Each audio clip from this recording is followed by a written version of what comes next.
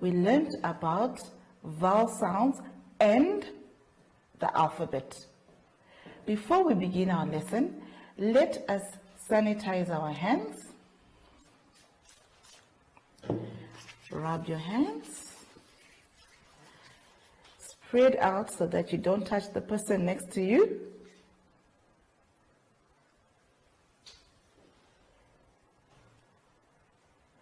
In today's topic, we are going to be talking about nouns and punctuation.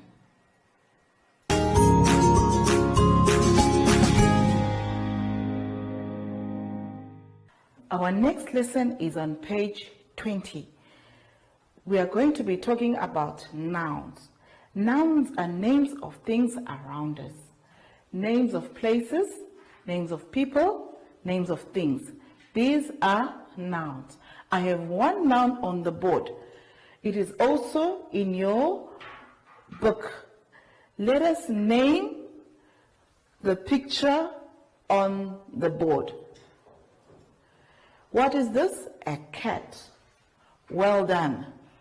It is a cat. What am I going to put here? Sheep. K for cat. A C for cat. This reads cat. The next word, L, is going to help us. L. What is this? Leg. It is a leg. Very good. What am I going to put here? G. G for leg. Let's read it together. Leg. Here I've got, what is this? Eye. Yes, it is an eye. What am I going to put here? E. E for eye. What is this? Nose. Yes, it is a nose. What am I going to write? N. The letter N. We have a long tail. What is this? A tail. What letter am I going to write? T. A T for tail. Well done. I want you to complete this in your books. The other picture of the fish in a bowl, you do it by yourself.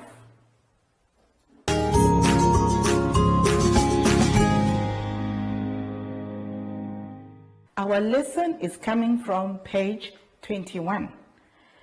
In the previous lesson, we learned that nouns are names of places, people, and things.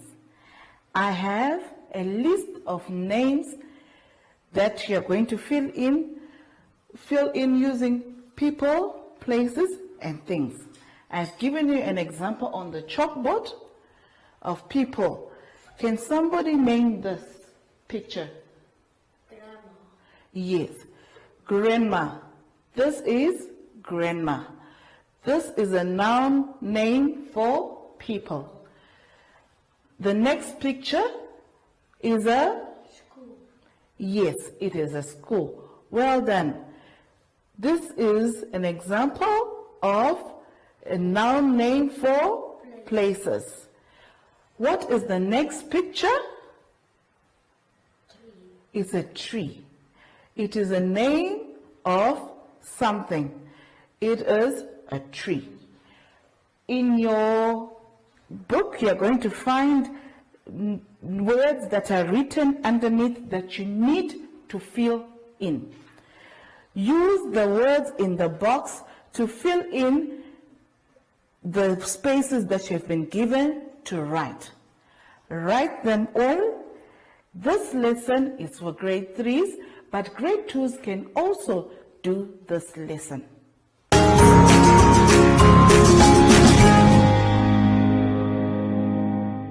For our next activity, that is on page 22, we are going to color in the boxes. We are going to be helped by the picture that you see there. This is for both grade 2s and grade 3s. Have fun doing this activity. Let's look at the pictures. Let's look at the first word. Do we see a dog? Yes. Yes, there is a dog. Color in the box with the word dog. Let's look at the second word. Ball. Do we see a ball there? Yes. Yes, there is a ball. Color in the word ball. Great job.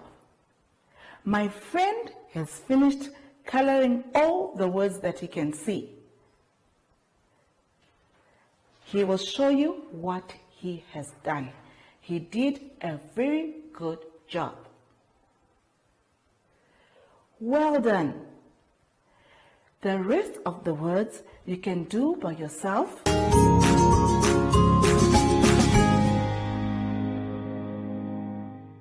This activity is coming from page 23.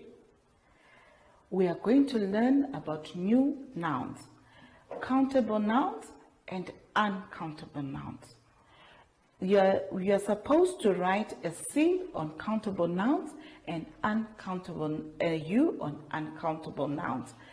Besides each noun, we are going to write a C if it is a countable noun. What is a countable noun?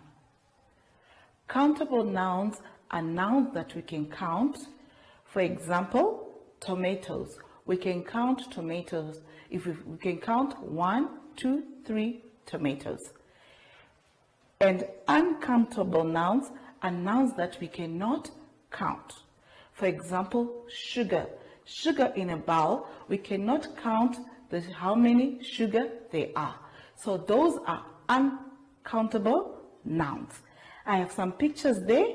The first picture has got carrots. Is it a countable noun or uncountable noun? Yes, very good. It is an uncountable noun. So we are going to write a C besides the word carrots. You're going to write your C in the box like that. And then let's look for another noun that is there, tomatoes. Are they countable or uncountable nouns? They are countable. Very good. So you're going to write a C again on countable nouns. Now, let's look for something that we cannot count. Can we count that broccoli to say 1, 2, 3? No, so it is an uncountable noun. So you're going to write a U. Potatoes, can we count the potatoes? Yes, we can count the potatoes. So we're going to write a C. The rest you can do by yourself. There are also questions that are going to be asked. How many and how much? Write those by yourself at home. Let's turn to the next page, page 24, where we have punctuation marks. There are 3 types of punctuation marks that are there. The full stop. Can we all see the full stop? Point to the full stop in your book. The exclamation mark. Point to the exclamation mark in your book. The question mark. Let's write the question mark. Point it in your book. Very good. There are some sentences that are written there. I am telling. It is a short sentence. We end it with a full stop. I am yelling. Do we just say I am yelling, or you say I am yelling? We read that with an exclamation mark. I am yelling. I am asking. When somebody is asking, what do we put? We put a question mark. So, I am asking is ended with a question mark. You are going to fill in this exercise with a full stop, exclamation mark, and a question. Do you have a hat? What am I going to put there? A question mark. Very good. The rest you're going to do by yourself. Read them and understand first before you answer.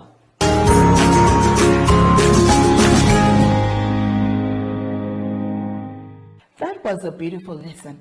I hope we all enjoyed the lesson for both grade 2 and 3. Before we go, remember to always sanitize.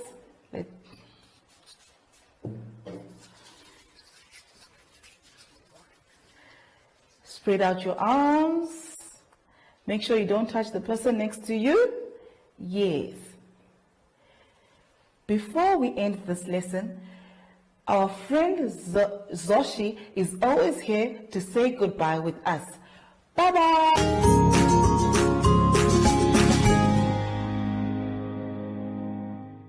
Hi everyone, I'm Joshi. And make sure to always make a helicopter circle, stretching your arms out and spinning around like me. And make sure you're not touching anyone while doing this. Goodbye!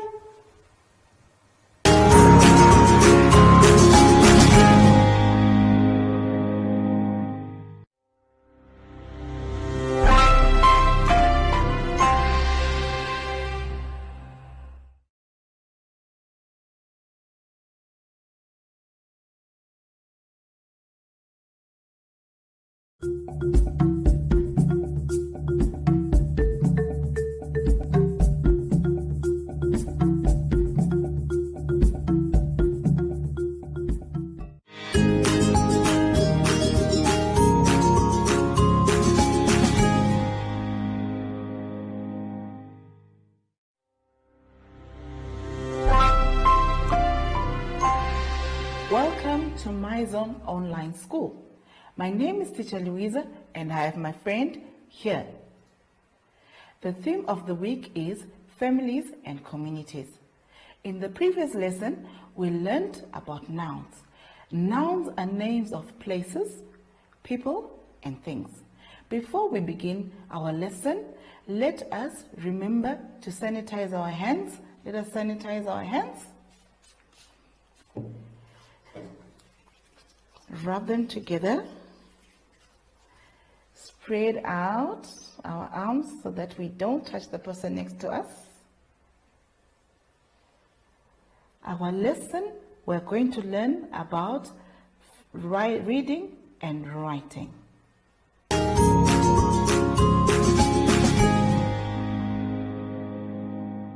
Our reading lesson is coming from page 25, 26, and 27. This is for both grade 3 and 2. On page 25, we are going to read the words and then we'll find them in the passages that I'm going to read for you. Remember to underline the words. For grade 2s, I will read their story. There are 5 people in my family. Me, my mom, my dad, my brother, and my sister. My dad is 49 years old. He is a doctor. My mom is 48 years old. She is a teacher. We always go shopping together. I love my family. After you've read this, read it again until you understand 2 or 3 times and then answer the questions. Grade 3. My family. We are a happy family. We love our home. There are 5 people in our family. They are my parents, my sister, my brother, and I. In the morning, my father goes to his office. My brother, my sister, and I go to school. Mother is a housewife. She stays at home to tidy the house and to cook the food. She knows that we are always hungry. The whole family helps mother. I wash the dishes and make my own bed. Betty helps mother to lay the table and to do the washing. Tom says a boy must work outside.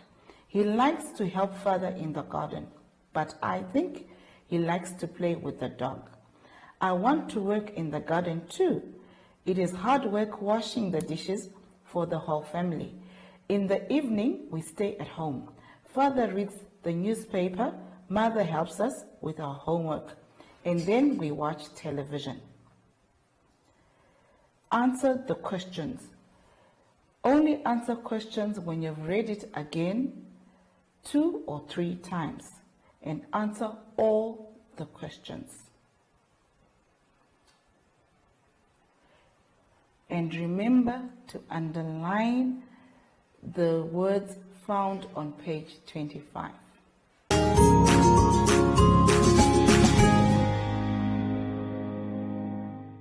Were you able to answer all the questions about your family? Now we are going to draw our own family, and this is found on page 28. I have drawn my own picture. Let's look at the picture. We have a father, mother, brother, sister, and a baby. Here are some questions about yourself and your family. I want you to answer all the question. My name is, if it's me, I'm going to write, my name is Louisa. And the rest of the questions you're going to answer by yourself. On page 29, we find a family tree there. We have a grandfather and a grandmother. Father, mother, uncle, aunt, sister, you, cousin, cousin. This is extended and our immediate family.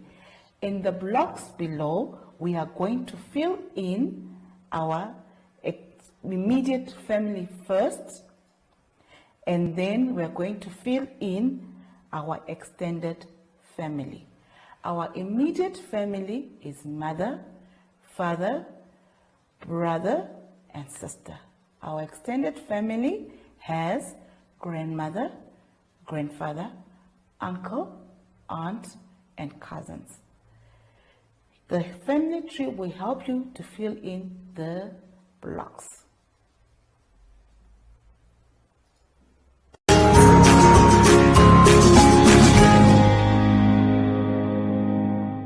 Did you draw your family? Our next activity on page 30, we're going to revise our numbers. We're going to be counting from 1 to 100. I know you can do it. We have done this before. This is for both grade 2 and grade 3. Have fun with this activity. We have now come to the end of our lesson. Before we go, remember to always sanitize. Let us sanitize. Rub our hands. Spread your arms out.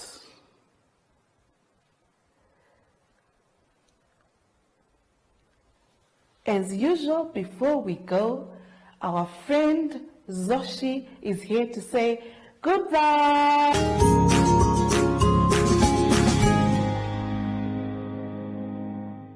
Hi everyone, I'm Joshi. And make sure to always make a helicopter circle, stretching your arms out and spinning around like me. And make sure you're not touching anyone while doing this. Goodbye!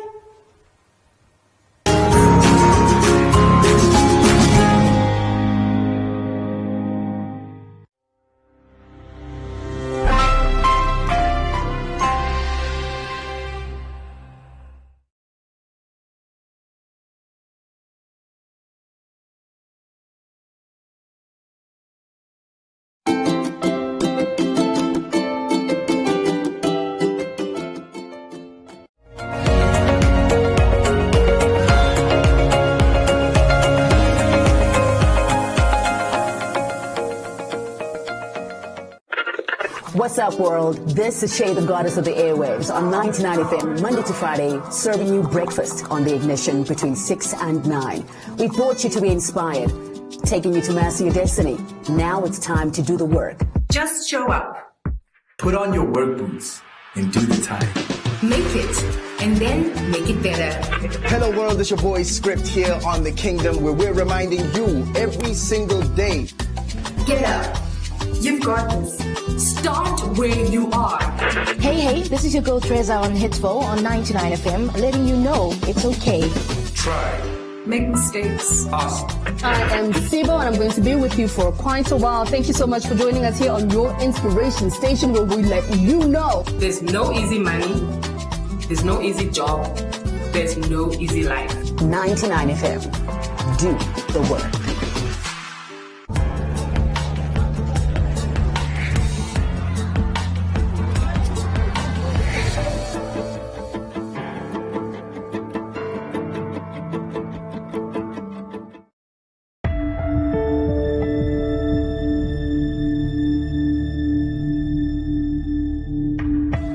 Humanitarian crises are all too familiar to television viewers. Civil wars that cause huge movements of refugees, worldwide pandemics, and natural disasters like earthquakes and tsunamis. This is the way most of us are used to seeing these heart-wrenching events, on a screen in front of us, watching passively. But what if you could step into the frame and actually feel what it's like for the individuals on the ground? People come out of it feeling enlightened and often moved and often ready to take action. A lot of people automatically say, well, what can I do? How can I get involved? Garbo Aurora is leading a team at the United Nations who are using cutting-edge technology to raise awareness, empathy and funds, both to respond to humanitarian crises and to bolster support for a new set of sustainable development goals around the globe. Virtual reality is the ability to really take part in a story that usually you're only a passive spectator on. And you actually get the sensation of feeling like you're being there. By using multiple cameras that can record in all directions and software that can stitch the images together, virtual reality creates an experience that enables the viewer to see a movie from every angle, above, below, and behind. It's exciting for the UN, to be involved in some of those early experiments of how we're trying to tell stories, make these films, and work with some of the most cutting-edge people in the industry on it. So the UN reached out to us and connected, and we realized that there was a great opportunity here to tell some very important stories and to tell them in a way that we thought would be totally new and highly impactful. The way that I define virtual reality at this point in time is basically the hacking of your senses to convince you that you're somewhere other than where you are. Often, I think of it as a sense of vulnerability. So one of the things we've realized in some of our stories is you have a heightened sense of empathy and a heightened sense of connection as a result of that vulnerability. That heightened sense of connection and empathy was exactly what Garbo Aurora was looking to create at the World Economic Forum in Davos, Switzerland. Not only to inspire leaders to take action, but also to influence donors to increase funding for disaster response efforts. I'd started experimenting with using innovative ways of advocacy, and I started talking to a lot of different partners and people. What could we do that would be incredible? And someone said, I just came from a meeting at Samsung, and, with some of these other virtual reality headsets, wouldn't it be amazing if you got all of those elite people who could actually go to a refugee camp, or they could go to an Ebola clinic? I just really felt it would get our issues highlighted. In addition to the screenings at Davos, virtual reality portals have been set up to view the films at high-level political forums around the world.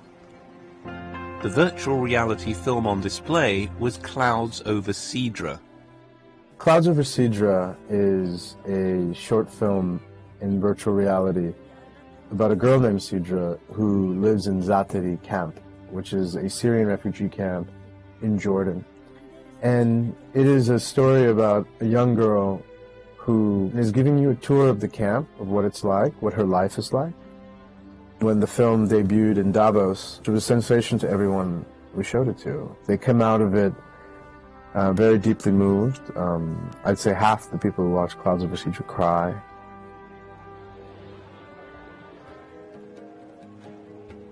And then we cut a version for UNICEF, where it's face-to-face fundraisers.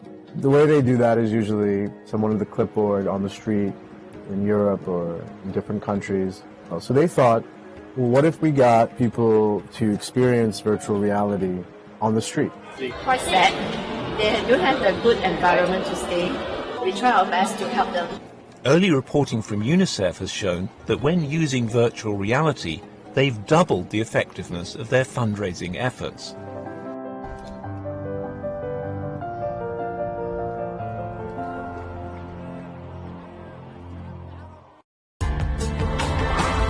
This report was produced by Ben Lybrand for the United Nations.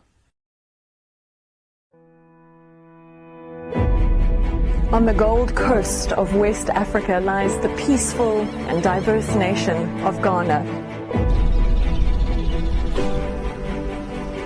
I'm pretty close right now to the geographical center of the Earth.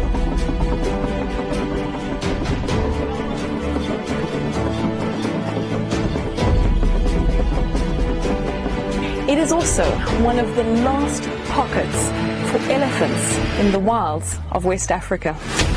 Every country in the world just about has cattle, sheep, goats, horses, donkeys, but it's only Africa that has the real megafauna, the charismatic stuff which people in the rest of the world want to see.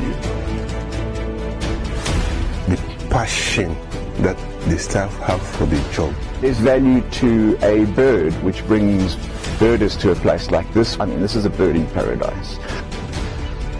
We see an intrinsic appreciation and joy from seeing the wildlife out here, but not everybody does. You can't get to Moli and then will not be passionate about what we do, because you'll be the only one left. Everybody is passionate.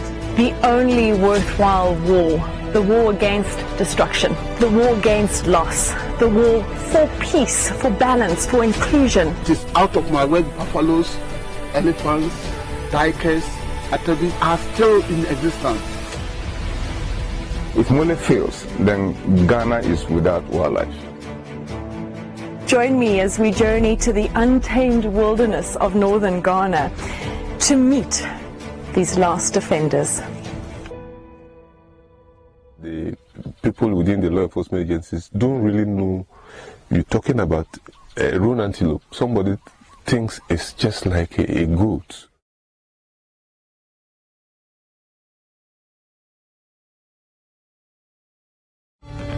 More than ever before, football fans demand unique insight and analysis.